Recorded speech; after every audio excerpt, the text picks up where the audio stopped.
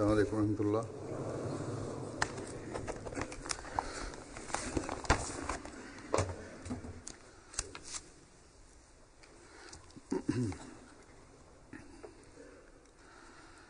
أشهد أن لا إله إلا الله وحده لا شريك له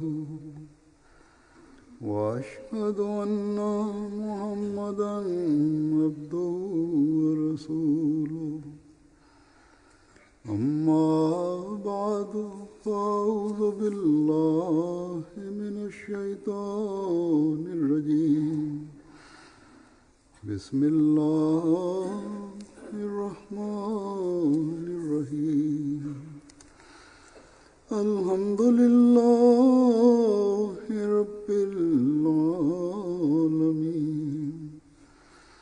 الرحمن الرحيم مالك يوم الدين إياك نعبد وإياك نستعين اهدنا الصراط المستقيم صراط الذين أنعمت عليهم غير المغضوب عليهم ولا الضالين.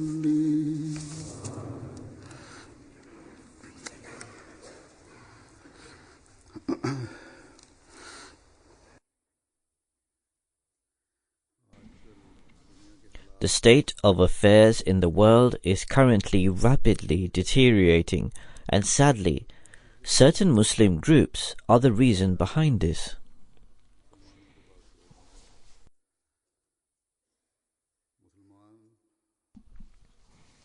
In Muslim countries, the leaders and those responsible fail to understand that anti-Islamic forces are trying to ensnare and envelop them.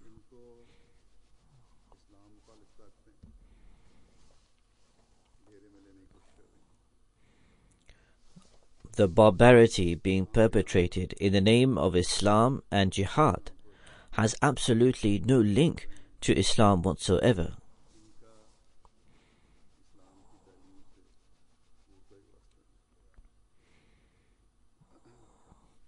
Similarly, Muslim governments who inflict cruelty upon their citizens act in a manner that has no bearing to the teachings of Islam in any way, shape or form. Rather, they conduct their activities in contradiction to the teachings of Islam.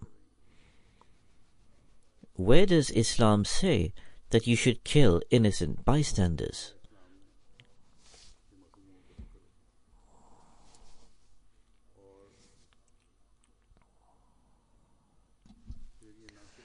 These people do not only kill blameless non-Muslims in the name of Islam, but rather they go even further, and they massacre innocent Muslims, including men, women, children, and elders.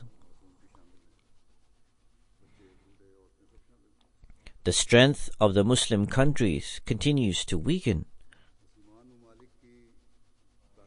And this is exactly what the anti-Islamic forces hope for, as they desire to never see Muslim governments gaining strength. They never want to see the Muslim governments achieve economic prosperity, nor do they ever desire to see the Muslim governments achieve peace and security.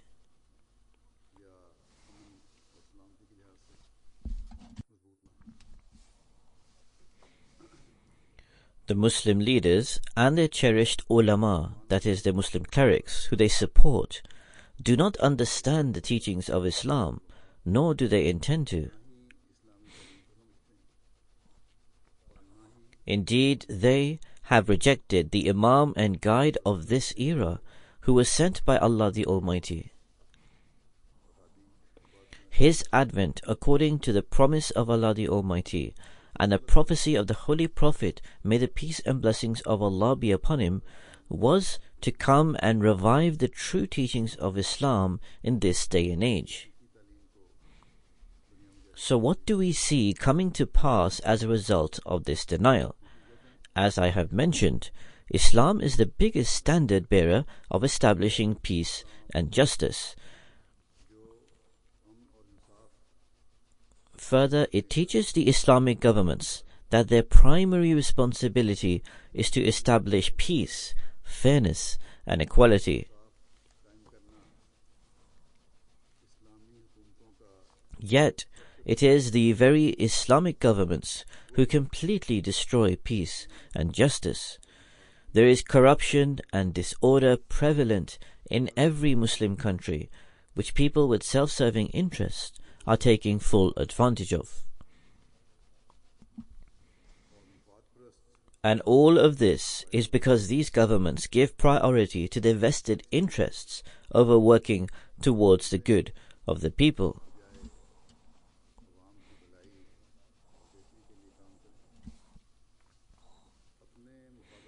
Muslims are killing other Muslims, and tolerance has been completely lost to the Muslim leaders.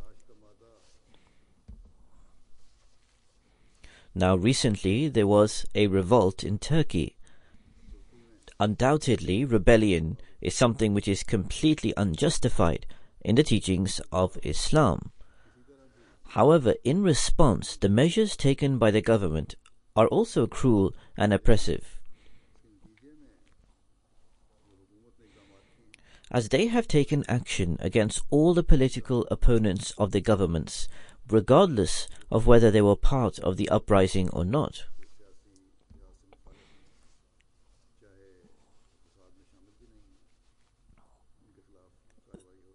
Yet, this is despite the government having witnessed how in the past such measures have led to a rapid backlash soon after. Whenever oppression persists by a government, then most certainly a reaction follows. Then the anti-Islamic powers give vent to the reaction and avail of the situation. The major powers then sell weapons and extend support to both sides. Despite witnessing this exact scenario unraveling in Iraq, Libya, and Syria, and so on, the Muslim governments have still not learned their lesson. If Muslim governments choose to cast aside the teachings of the Holy Quran and not act as Muslims, then wisdom demands that at least they should adopt measures with thought and deliberation. They should reflect on who is benefiting from the discord between the Muslims and the restlessness and chaos in the Muslim countries. However, they fail to understand this. Thus, there is a need to especially pray for the Muslim countries nowadays. May Allah the Almighty grant them wisdom and sense. Further, here in the Western countries, terrorist organizations have started to perpetrate the most barbaric and heinous attacks on innocent people and defame the name of Islam in the process.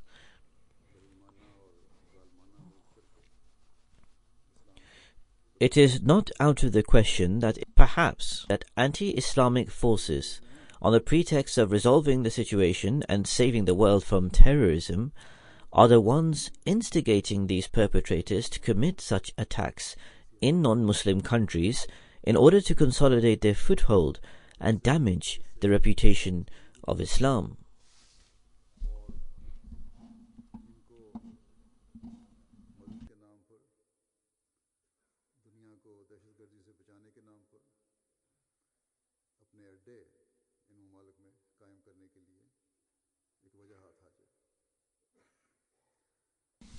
Had they been aware of the true teachings of Islam, they would know that Islam does not teach to kill and slaughter innocent people.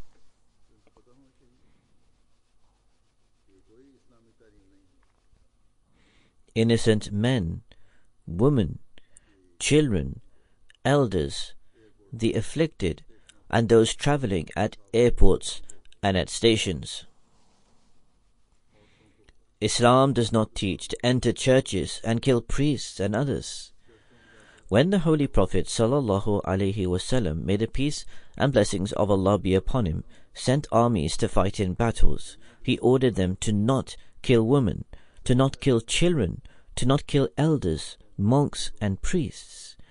He instructed them to not harm, let alone kill, anyone who refrains from raising their weapon and engaging in war with Muslims.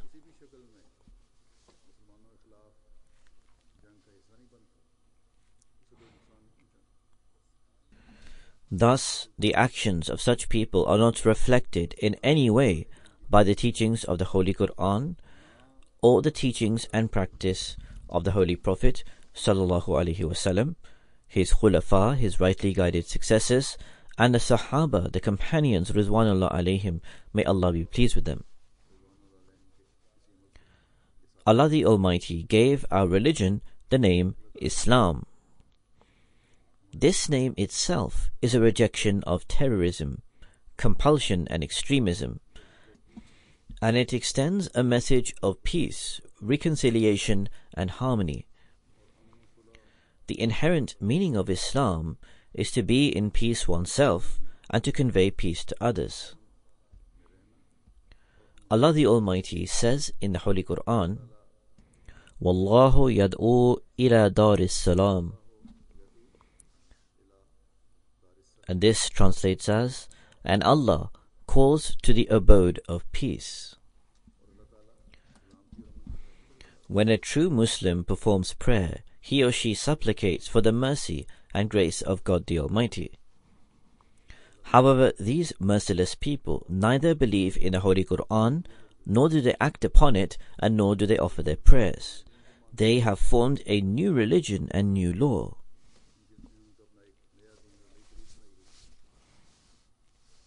In any case, when a true Muslim prays and supplicates for peace and security, he or she is saved from mischief, maliciousness, and sin and immorality.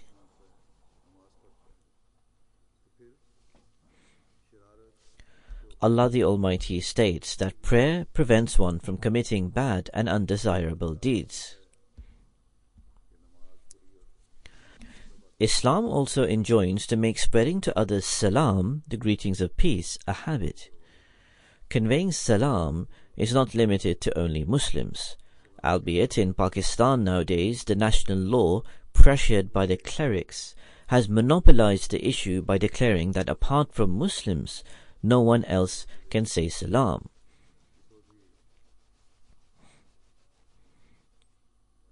And Ahmadis in particular are completely forbidden to say salam.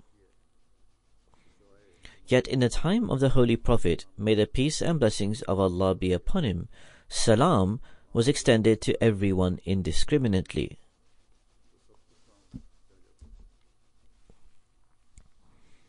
And so I have outlined briefly just a few of the qualities found in Islam and the means to establish peace. A detailed study of Islam or any of its commands from any perspective clearly reveals that Islam is a religion of peace and harmony, and not one of terrorism.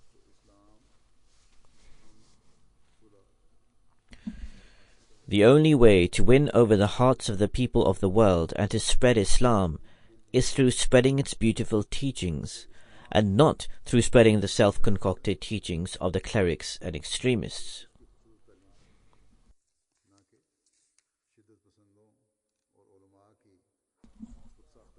Alas, the path to attain this can only be shown by the one who was sent in this era by Allah the Almighty as the Imam, the leader.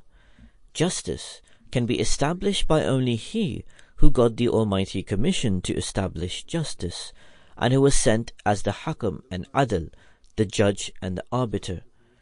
Only he can implement the true teachings of Islam, who has been elevated to that status and rank by God the Almighty. We, Ahmadis, are fortunate that in this age we have accepted the promised Messiah and Imam Mahdi, and we have been saved from falling into this darkness and evil in the world. The promised Messiah, peace be upon him, at one place says, Islam has divided its teachings into two parts. The first part is Haququllah, the rights due to Allah, and the second is Haququl Ibad, the rights due to His creation.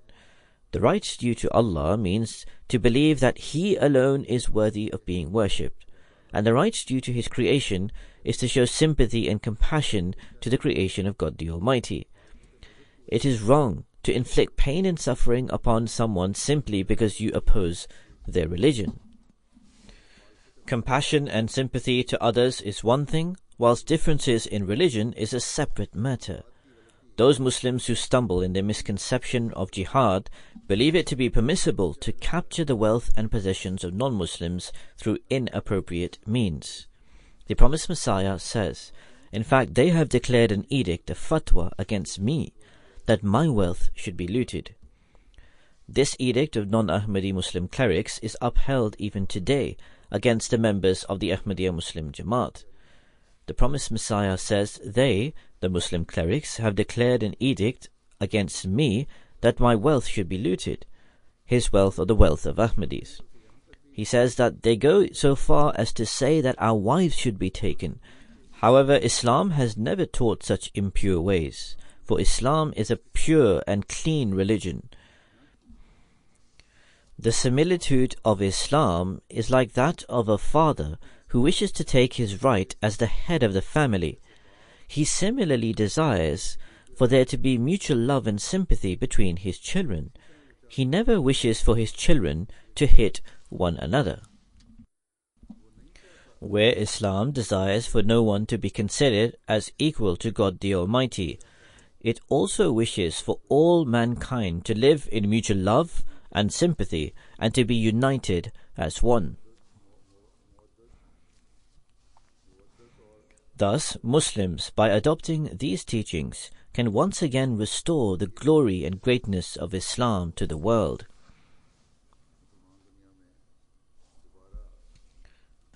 This requires that they recognize both the rights due to God the Almighty and the rights due to mankind. They should foster love and harmony against all people, irrespective of a person's religion or faith.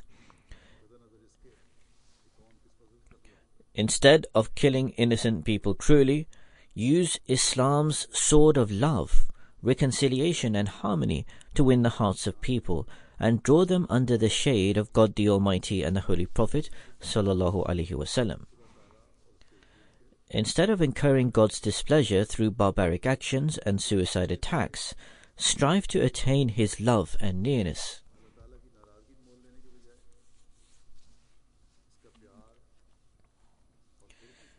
Form Islam's embrace similar to the love and mercy shown by parents to their children, rather than committing depraved actions to give further ammunition to critics of Islam to raise objections.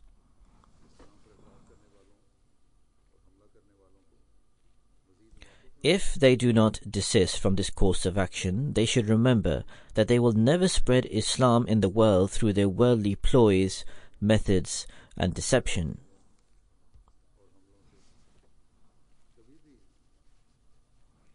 We, Ahmadis, should also keep in mind that every attack by these misguided people should alert us to fulfilling our responsibilities to an even greater degree than before.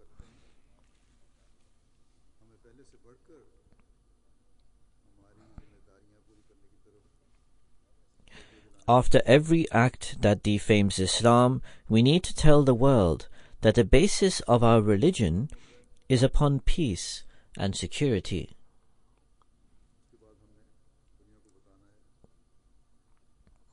Each and every one of us must convey this. If any follower of Islam commits an act which creates chaos and strife, it reflects the personal self-serving motives of that particular individual or group. It has no link to Islam whatsoever, and such acts are entirely forbidden in Islam.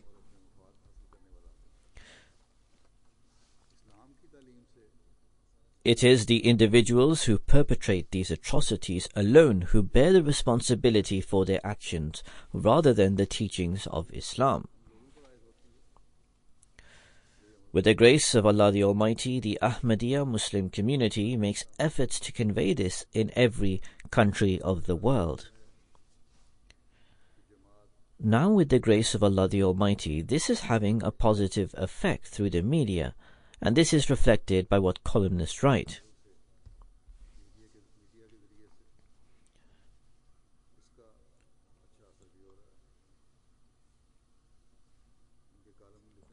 Now, after the merciless murder of the priest in France, a columnist here wrote that this apparently tells us that a religious war has erupted in the world.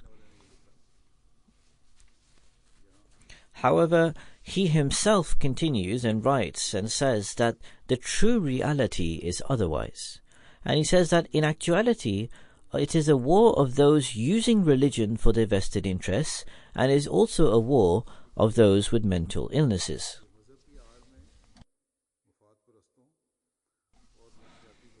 The Pope has also issued a very good statement by stating that this indeed has become a global war, but it is not a religious war.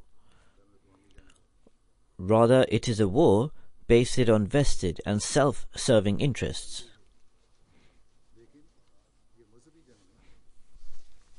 It is a war of those people who have their personal interests behind it, because no religion teaches cruelty.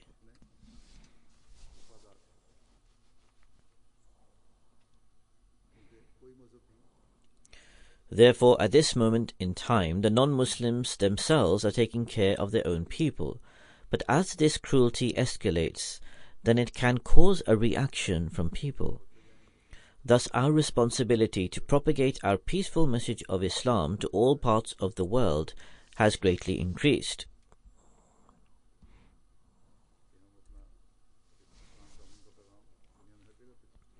In any case, on the one hand, we have such people, while on the other hand, we have those who have received our message but try to distort and falsify it.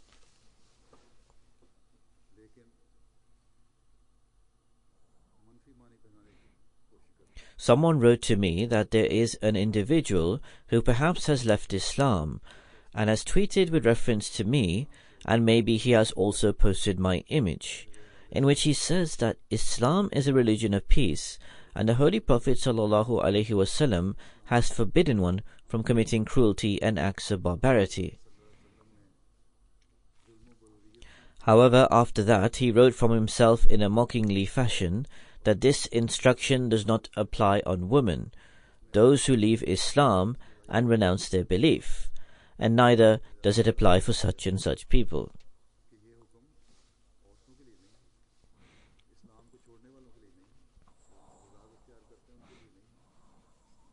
Thus, there are people who, when they see that the peaceful message of Islam, which the Ahmadiyya Muslim community is spreading, is having a positive effect on people, they try to reduce its impact, and through adopting these various means such as Twitter, Facebook, and through various other means, they can reach thousands, in fact hundreds of thousands of people with their message.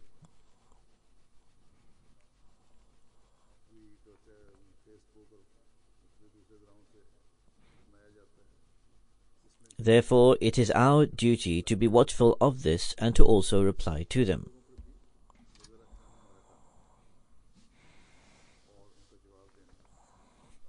We have a lot of work still to do in conveying the true message of Islam to the world.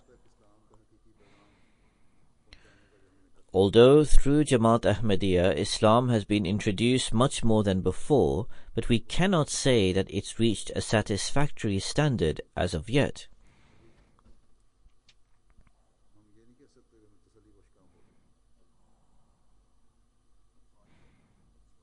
In a time of such opposition, wherein Islam is facing opposition from the non-Muslims, and the Jamaat Ahmadiyya Muslim community is facing opposition from the other Muslims also, we must work with great wisdom and intensity. There is no doubt in the fact that Islam is a religion which will spread all over the world, inshallah, God willing. And there is also no doubt in the fact that the renaissance of Islam shall take place through Jamaat-e-Ahmadiyya, the Ahmadiyya Muslim community, inshallah, God willing.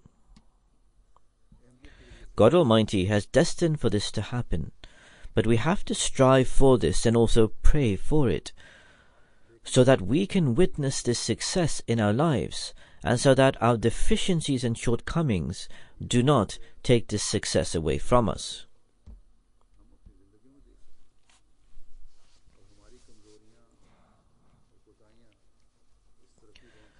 Thus, in order for our shortcomings to be overlooked, and to draw the grace of God the Almighty towards us, we need to strive with efforts, and we need to also pray and supplicate.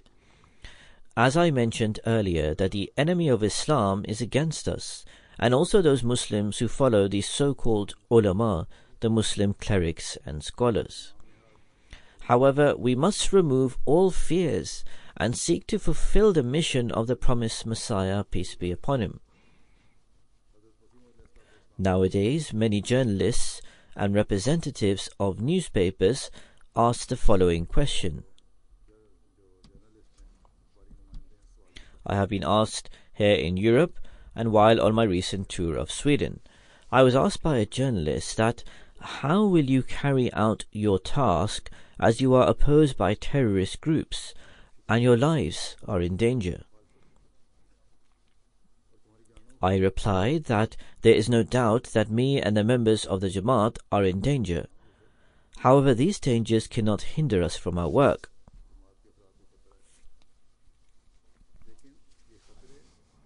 I told the journalist that everywhere and everyone is now in danger. It is no longer a question of being an Ahmadi or a non-Muslim. Even all of you are in danger. Anyone who does not act in accordance to their agenda and does not agree with them is in danger.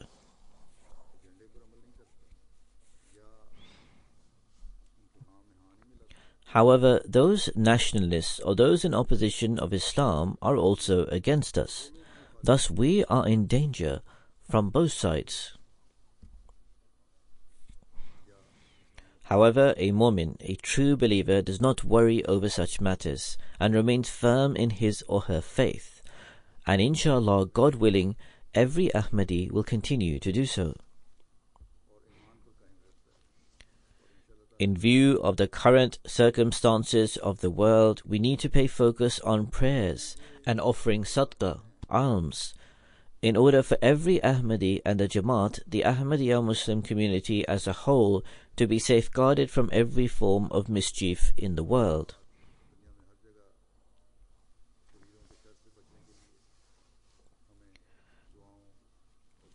We need to pay particular focus towards this because, as I said, the state of the world is becoming more and more precarious. May God the Almighty cause the mischief of the evildoers who are defaming the name of Islam and committing cruelties and injustices in its name to reverse and bounce back on them.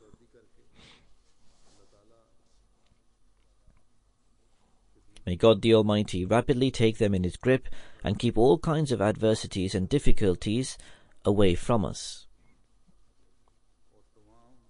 Drawing our attention towards prayers, the Holy Prophet ﷺ said on one occasion, "For whosoever the door of prayer has been opened, it is as if the doors of mercy have been flung open for him, and among all the things one supplicates for, God the Almighty is most pleased when one seeks for his protection." That is, to come into his safety and security.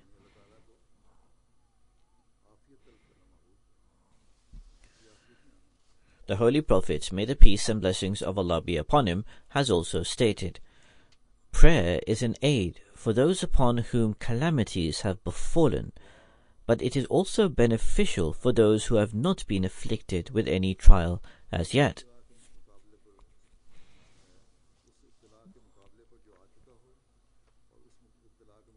So, O people of God, it is incumbent upon you to engage in prayer.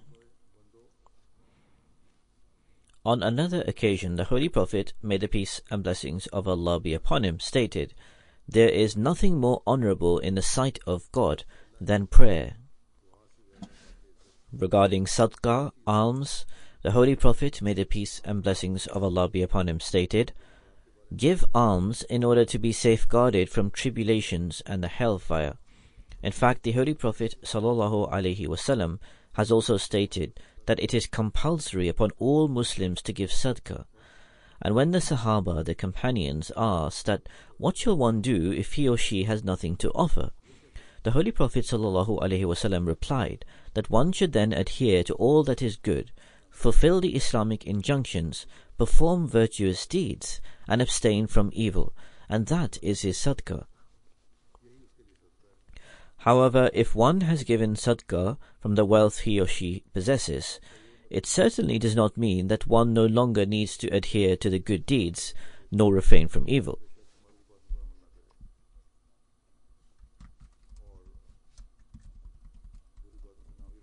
No, in fact, this is God Almighty's mercy which He has shown on His servants, whereby if someone is deprived of means and is destitute, then doing good and refraining from evil becomes a sadaqah for that person.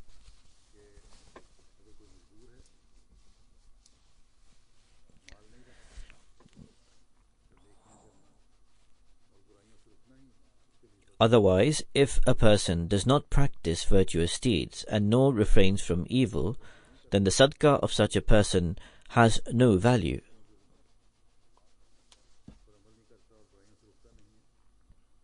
Just as a prayer of one who performs it ostentatiously has no value and is thrown back in their faces, similarly sadaqah of this kind will have no value.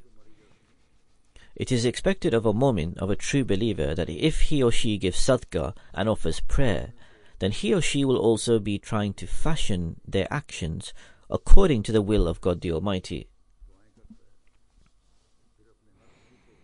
When this state develops, then it enables one to draw in the grace and blessings of God Almighty, and it protects them from difficulties and tribulations. Regarding this, the promised Messiah ﷺ, on whom be peace, states, "Trials and tribulations can be annulled and overturned through sadaqah and prayer." Furthermore, what should be one's condition for prayers to be accepted? The promised Messiah, peace be upon him, states, "For a prayer to be accepted, it is also necessary that one should bring about a pious change within. If one does not refrain from evil and breaks the boundaries set forth by God the Almighty, then the prayers of such a person has no effect. Thus, while remaining within the boundaries set forth by God the Almighty, we should make an intensive effort in our prayers and sadaqah, so that we continue to draw in the grace of God the Almighty. Drawing our attention towards prayer, the promised Messiah, peace be upon him, said on one occasion, "I always pray. However, you all must also remain engaged in prayer. Offer your salat and seek repentance.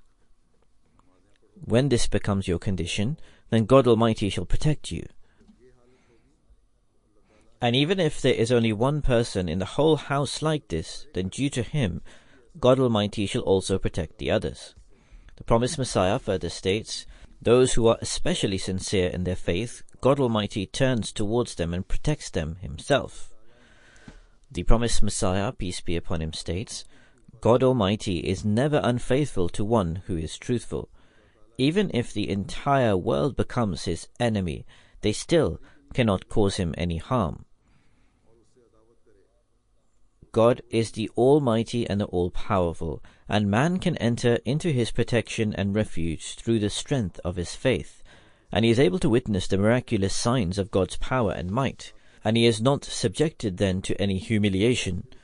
Remember, God is all-powerful. He is mightier than the mighty. In fact, He has supremacy over His own laws. Thus, offer your salat with a sincere heart, and remain occupied in supplication, and convey this teaching to your relatives and friends also. No one experiences loss after wholly becoming gods. The root cause of one's loss is sin. Therefore, we need to prostrate before the Almighty God with complete sincerity and seek help from Him. May He remove all the afflictions and difficulties and completely annihilate the enemy.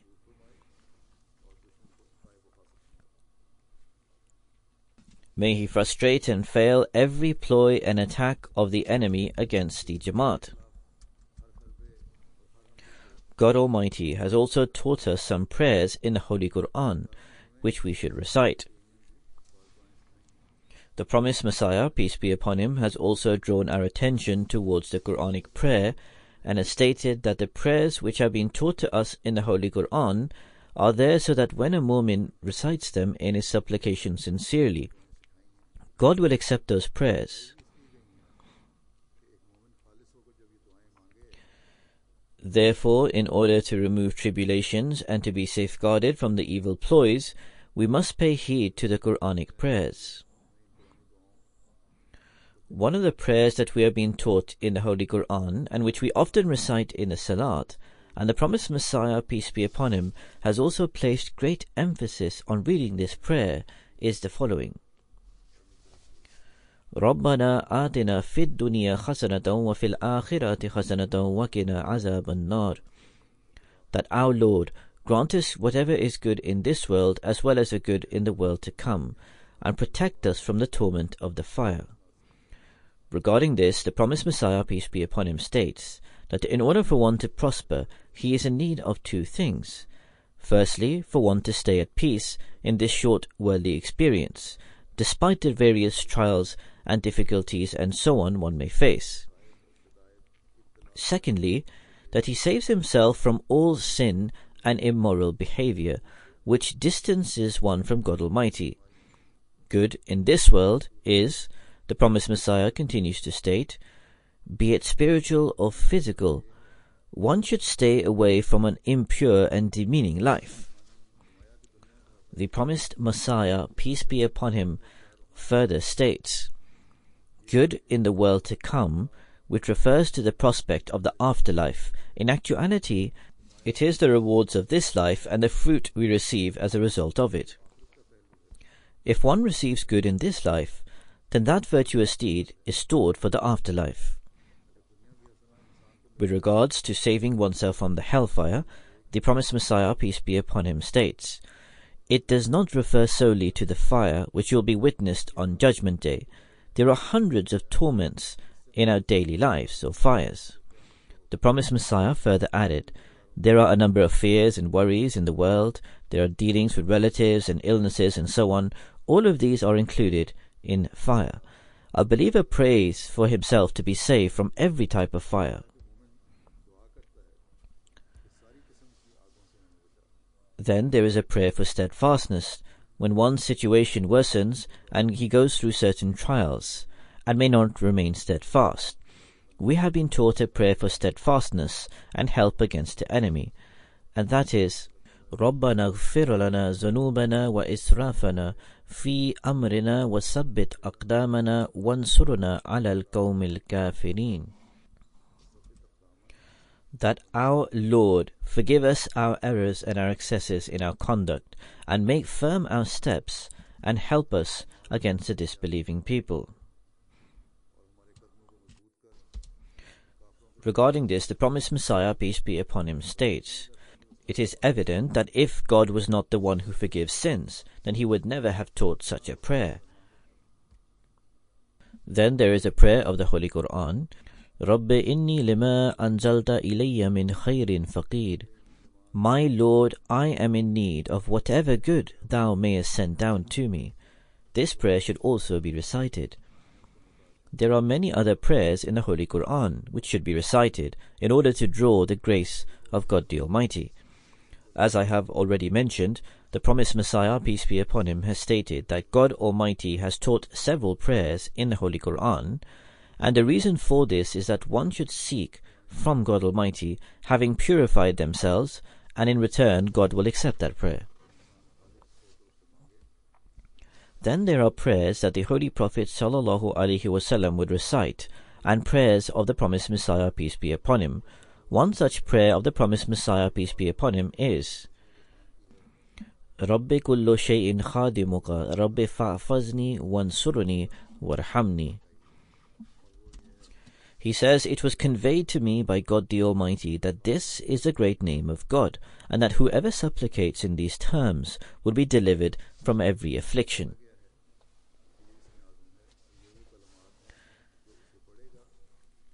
May Allah the Almighty protect the Jamaat, the Ahmadiyya community as a whole and individually, from every evil of the enemy, and repel every maliciousness back on them. May He also show sense to the Muslims and give them understanding to hear the voice of the one sent by God. And may we become one united ummah, and by upholding the beautiful teachings of Islam, spread them throughout the world. After their prayer, I will offer 3 funeral prayers. The first one is of Mr. Ewan Vernon Sahib, who lived in Belize. He passed away recently at the age of 49. Inna lillahi wa inna ilayhi raji'un. To him we belong and to him we shall return. He was one of the pioneer Ahmadis in Belize and was currently serving as the Secretary of Tabligh. He attended the Jalsa Salana UK in 2014. He was a very pious and devout Ahmadi who had a great passion to serve. Despite having accepted Ahmadiyyat only recently, his sincerity and loyalty with the Jamaat, the Ahmadiyya community, was such that Ahmadis of a long time may not even have that same sincerity and loyalty. May Allah the Almighty raise his status, and may God Almighty continue to grant us such devout Ahmadis.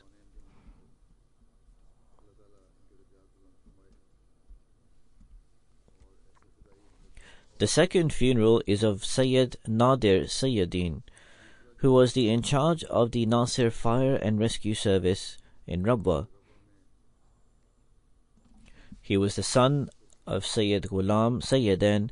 He passed away on the 23rd of July 2016 in the PIMS Hospital, Pakistan Institute of Medical Sciences, at the age of 55. To him we belong and to him we shall return.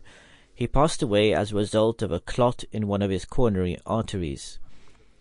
His paternal grandmother, who was from Kohat, accepted Ahmadiyyat in 1905 by writing a letter to the promised Messiah, peace be upon him. But nobody else from her household became an Ahmadi. Sayyid Nadir Sayyadin accepted Ahmadiyyat in 1982, having researched about Ahmadiyyat himself. He completed his BSc from Karachi and remained there until 1989, when he moved to Islamabad from Karachi. He had the opportunity to serve under several departments of Khudam al-Ahmadiyya on a district level. He served as the district Mu'tamid as well as Khidmat-e-Khalq. He had the opportunity to set up medical camps in various places.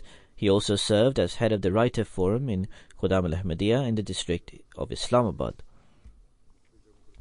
In 1999, he moved to Rabwa from Islamabad, then devoted his life in the year 2000.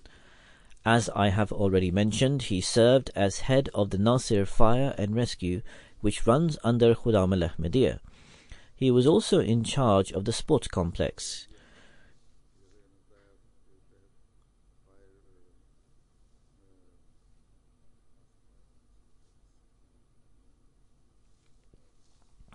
He was a karate and martial arts expert and renowned in martial arts sphere on an international level. On a national level, he represented Pakistan in various countries. Even in Rabwa, he trained the children and Khudam in martial arts.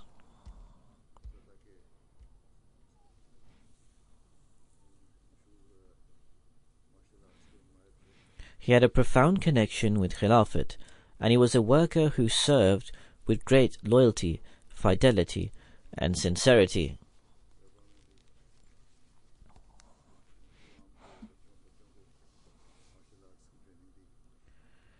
He was of simple nature, and he had a special trait that he would always smile, no matter how sick or however much difficulty he suffered. He was always happy.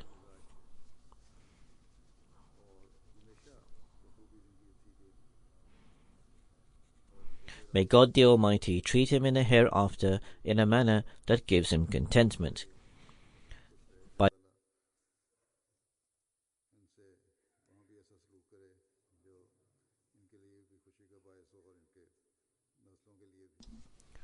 By the grace of Allah the Almighty, he was a Musi and has been buried in Rabwa.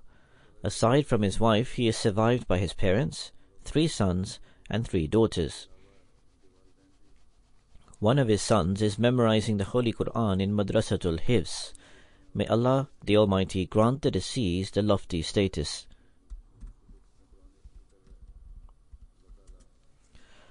The third funeral is of Mr. Nazir Ahmed Ayaz Sahib, who was the Sadr of the New York Jamaat in the USA, the president. He passed away on the 3rd of July 2016 at the age of 69 years old. To him we belong and to him we shall return. He was born on the 23rd of May 1947 in Tanzania. He moved to New York in 1977 and started actively taking part in Jamaat events of the Ahmadiyya Muslim community. Initially he served as the Mal, the finance secretary, then served as the Sadr, the president of the New York Jamaat, for 35 years. He would visit each Salat center across New York on a monthly basis with the local missionary. He would regularly partake in financial schemes and voluntary contributions. He would remind his community members on a regular basis by email and letters, encouraging them to sacrifice more. He would work for the community with great passion and concern. He would train the youth. Often it happens that the in-charge does not train the next line of workers, but he had a special quality in that he would train the youth, and in doing so prepare the next batch of youth who would step up to serve the Jamaat. At the mosque or the centers, he organized games for the young girls and boys, and he would set up certain schemes which would grasp their attention so that the children do not deviate off track. He would organize weekly educational classes for the men and women without fail. These are still going on under the name of the Tahir Academy.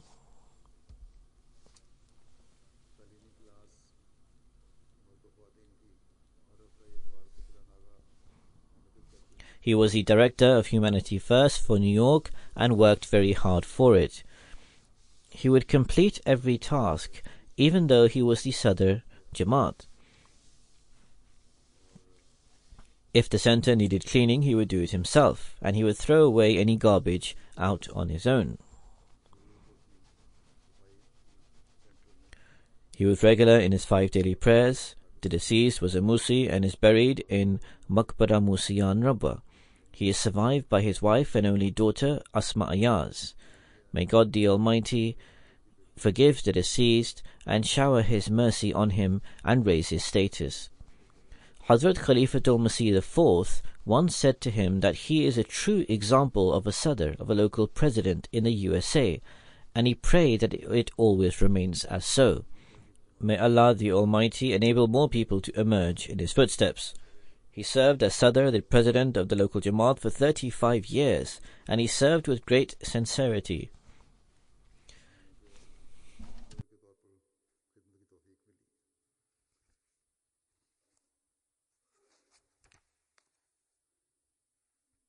Amir Sahib and Naib Amir Sahib USA, the national president and vice president of the Ahmadiyya Community USA, have also written that he served with great humility and would help more than anyone in administrative matters. He would also help in the capacity of an ordinary worker, not just when he would be in charge. Nevertheless, may Allah the Almighty grant all of them a lofty status and forgive them. As mentioned earlier, after their prayers I will lead their funerals.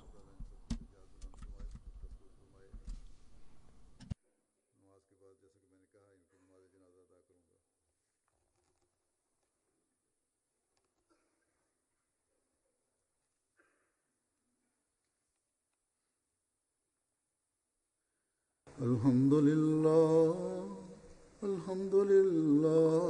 nahmaduhu wa nasta'inuhu wa nastaghfiruhu wa nu'minu bihi wa natawakkalu alayhi ونعوذ بالله من شرور أنفسنا ومن سيئات أعمالنا من يهده الله فلا مضل له ومن يضلل فلا هادي له ونشهد أن لا إله إلا الله ونشهد أن محمدا عبده ورسوله عباد الله رحمكم الله إن الله يأمر بالعدل والإحسان وإيتاء ذي القربى وينهى عن الفحشاء والمنكر والبغي يعظكم لعلكم تذكرون اذكروا الله يذكركم وادعوه يستجب لكم ولذكر الله